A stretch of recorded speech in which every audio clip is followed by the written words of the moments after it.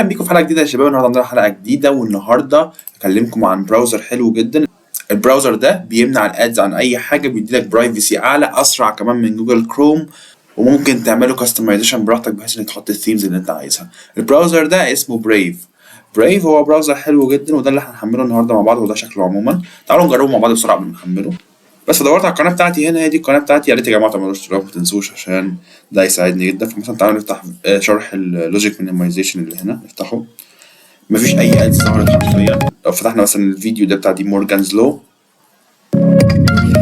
بيفتح من غير اي اعلانات، وكمان سريع جدا زي ما انتم شايفين. عشان كده هو اختيار حلو جدا، وكمان بيديلك في بي ان مجاني اسمه بريف في بي ان. بس فالنهارده هنخش نحمله ازاي بقى؟ نيجي نخش على اللينك اللي في الديسكربشن، او نكتب هنا بريف داونلود، هيطلع لك هنا اهو، دوس عليه.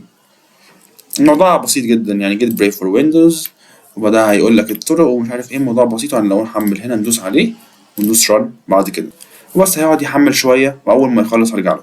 بس اول ما يخلص هنلاقيه فتح زي ما انتم شايفين. وبكده نكون خلصنا فيديو النهارده. شكرا جدا ليكم المشاهده، وما تنسوش باللايك، سبسكرايب، كومنت، شير. شكرا جدا ليكم على الدعم المستمر. مع السلامه.